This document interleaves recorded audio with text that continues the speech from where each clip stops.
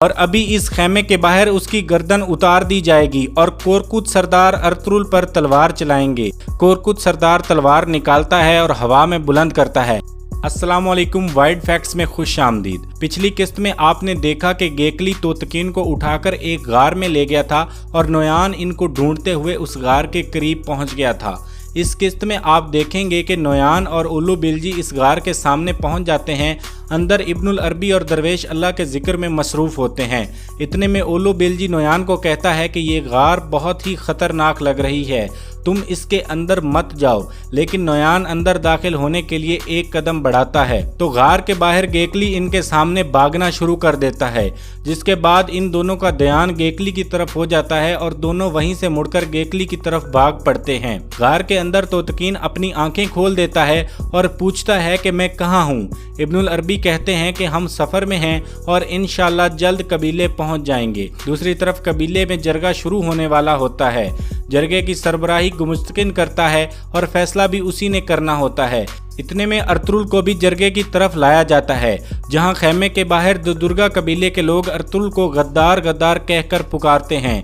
खैमे के बाहर अर्तुरुल की वालदा खड़ी होती हैं। अर्तुरुल पहले उन्हें सलाम करता है और फिर जरगे वाले खैमे में सब दाखिल हो जाते हैं। खैमे के बाहर कुछ फासले पर दुमरुल भी अर्तुरुल के सिपाहियों को लेकर पहुंच जाता है और सलजान भी इसी घोड़ा गाड़ी के पास खड़ी होती है जिसमें अर्तुरुल के सिपाही थे। अर्तुरुल जरगे में गुमुस्तकिन के सामने बैठ जाता है। इतने में एक सिपाही आकर उसके सर की टोपी उतार लेता है और फिर जरगे की कार्रवाई शुरू हो जाती है। गुमुस्तकिन कहता है कि हम सुलेमान शाह के बेटे अर्तुरुल का मुकदमा शुरू करने जा रहे हैं। अर्तुरुल ने सल्जूक कमांडर अर्तकुश, तोतकीन और सिपाही कोचाबाश को कत्ल किया है। फिर वो अर्तुरुल से कहता है कि इन तीनों का क्या कसूर था और तुमने इनको क्यों मारा। हम इस्लामी लिहाज से वो वजह जानकर फैसला करेंगे। उसके बाद अर्तुरुल बोलना शुरू करता है और कहता है कि सबसे पहले आप सब ये जान लें कि मैं अपनी मर्जी से कबीले आया था, वरना कोई भी मुझे पकड़ ना पाता। और मैं इसलिए यहाँ आया था कि हमारे कबीले के बड़े ये जान लें कि असल गद्दार कौन है। गुमुस्तकिन कहता है कि लफ्ज़ों के साथ खेलना बंद करो और सवाल का सीधा जवाब दो। फिर अर्तुरुल कहता है कि तुम्हारा झूठा इंसाफ आगोज़ कबीले के खात्मे के लिए बनाया गया है। गुमुस्तकिन गुस्से में आ जाता है और कहता है कि अगर मजीद तुमने एक लफ्ज़ भी कहा तो अभी तुम्हारे मुकदमे का फैसला तुम्हारे खिलाफ सुना दिया जाएगा। फिर अर्तुरुल जरगे के लोगों से मुखातिब होता है और कहता है कि जब से मैंने तलवार पकड़ी है मैंने किसी मासूम का खून नहीं बहाया और हमेशा जुल्म के खिलाफ आवाज़ उठाई है, क्योंकि मैं जानता हूँ जब एक जालिम सांस लेना बंद कर देता है तो हज़ारों मजलूम खुश और आबाद हो जाते हैं। तो ये सब जानते हुए मैं कैसे कमांडर अर्तकुश और तोतकीन को मार सकता हूँ। और हाँ, कोचाबाश को मैंने मारा है क्योंकि वो एक गद्दार था।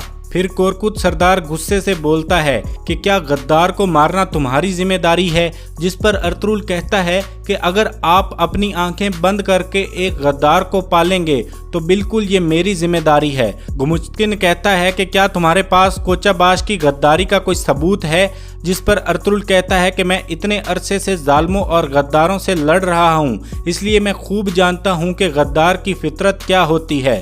कोचाबाश ने कमांडर अर्तकुश की जासूसी की और खबर नोयान तक पहुंचाई और उसी ने तोतकीन को फंसाया था। और इस जैसे जालिम शख्स ने कोचाबाश को जिंदा क्यों छोड़ा?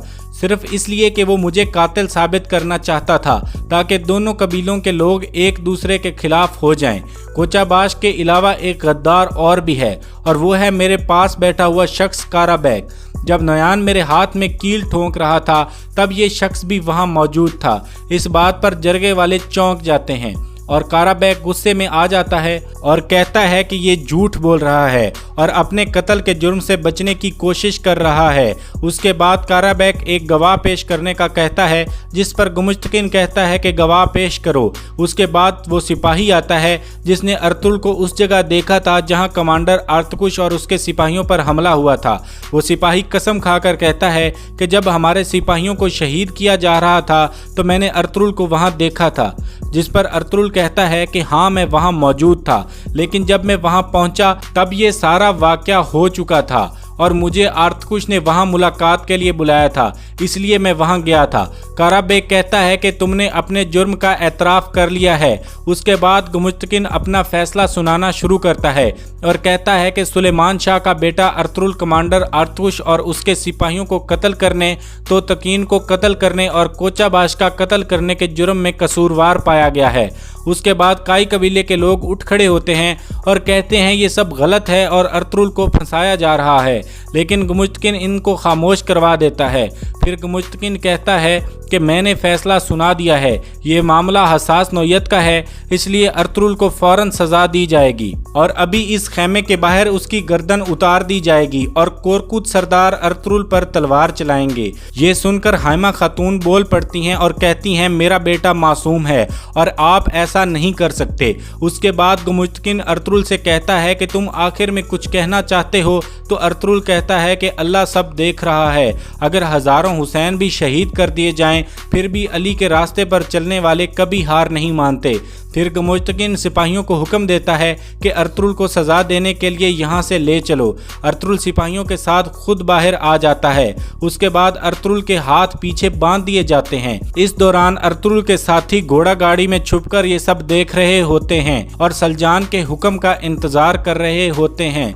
उसके बाद कंदोगदू गुमुश्तकिन से कहता है कि मैं एक आखिरी बात करना चाहता हूँ, हमें सुल्तान अलाउद्दीन को अर्तुरुल के फैसले के बारे में पहले बताना चाहिए। सुल्तान अलाउद्दीन अर्तुरुल को दिल से चाहता है, अगर उन्होंने ये सब सुना तो हम सबको उसकी कीमत चुकाना पड़ेगी। जिस पर कारा बेग कहता है कि हमारे पास अब वक्त नहीं है, अगर हमने देर की तो कबीले में खाना जंगी शुरू हो जाएगी। हाइमा खानम कहती है कि दिल्ली दामीर और हलीमा सुल्तान कोनिया की तरफ रवाना हैं और इस मसले पर सुल्तान अलाउद्दीन से बात करेंगे। जिस पर कोरकुत सरदार कहता है कि तुम हलीमा सुल्तान के अलाउद्दीन से ताल्लुक़ को इस्तेमाल करना चाहती हो।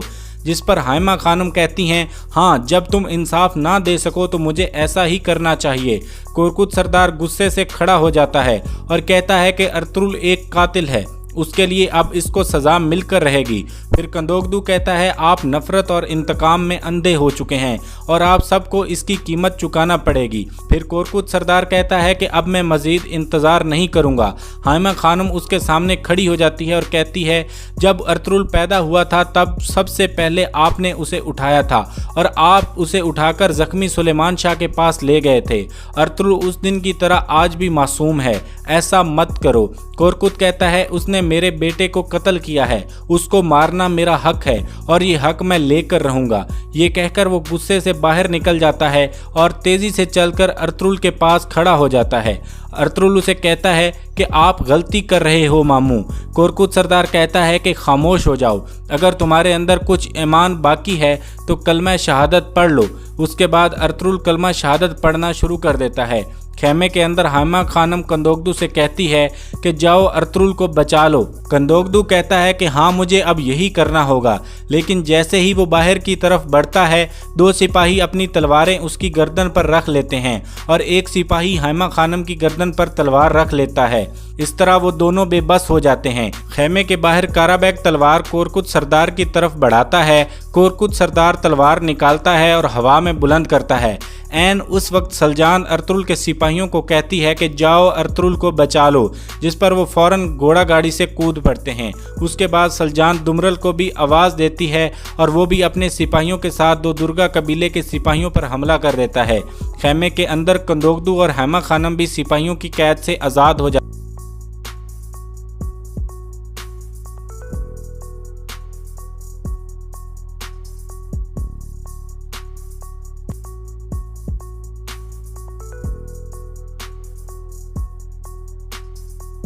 थोड़ी देर में ही अर्तुरुल के साथी नक्शा तब्दील कर देते हैं और द दुर्गा के सब सिपाहियों को काबू कर लेते हैं।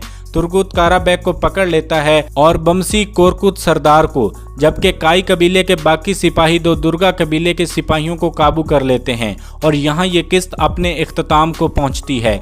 इस ड्रामे की आने वाली किस्तों की वीडियोस देखने के लिए हमारे चैनल को सब्सक्राइब कर लें और बेल आइकन दबा दें। हम ऐसी ही वीडियोस आपकी खिदमत में पेश करते रहेंगे।